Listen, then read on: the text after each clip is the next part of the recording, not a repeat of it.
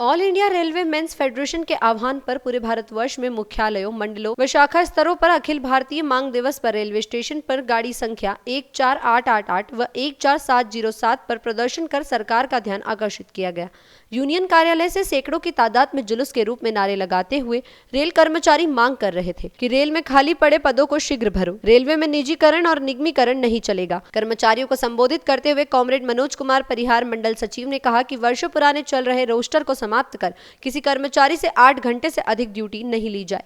50-60 वर्ष पुराने रेलवे आवासों को डिसमेंटल कर नए रेल आवासों का निर्माण किया जाए। रेलवे में वर्षों से लंबित कैडर रिस्ट्रक्चरिंग को शीघ्र अंतिम किया जाए। जुलूस स्टेशन से होता हुआ सभा में सम्मिलित होने पर डॉक्टर महेंद्र व्यास मंडल अध्यक्ष ने बताया कि 8वें वेतन आयोग की रिपोर्ट को शीघ्र लागू किया जाए।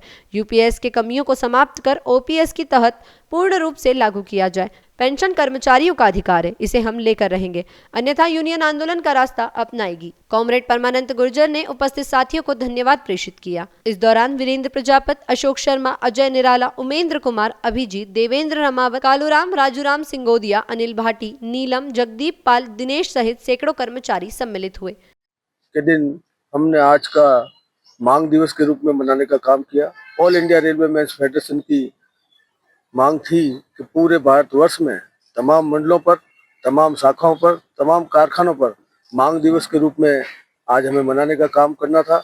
और हमने गाड़ी संख्या जो हमारे मंडल मंत्री जी ने बताई कि बीकानेर बॉम्बे के बीच चलती है उस पर, और बाड़मेर ऋषिकेश चलती है उस पर हमने विरोध प्रदर्शन करने का काम किया। साथ ही साथ तमाम उन बातों को जो हालात में कर्मचारी समस्या से जूझ रहा है, चाहे वेतन आयोग की बात हो, चाहे कार्य के घंटे को लेकर हो, चाहे उनके किलोमीटर की रेट की वृद्धि को लेकर हो, तमाम उन बातों पर चर्चा करने का काम किया। तमाम रेल कर्मचारी अपनी ही मांगों को लेकर north western railway employ union Jodhpur मंडल में तमाम शाखाओं में आज के दिन प्रदर्शन करने का काम किया। मैं Mahendra Vyas, north western railway employ union मंडल के आह्वान पर north western railway employ union द्वारा आज दिनांक 21 फरवरी को पूरे देश के अंदर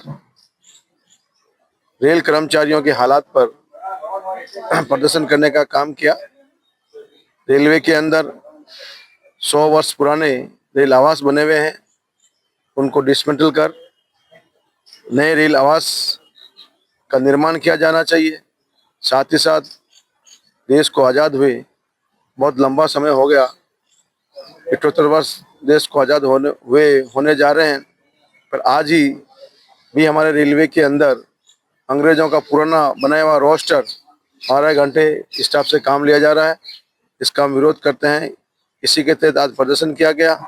8वां वेतन आयोग जो हमारा 1 जनवरी 2026 से ड्यू हो जाता है, भारत सरकार ने पे कमीशन का तो गठन कर दिया, लेकिन पे कमीशन अपनी रिपोर्ट देने में भी लगभग 1.5 से 2 वर्ष लगा देता है।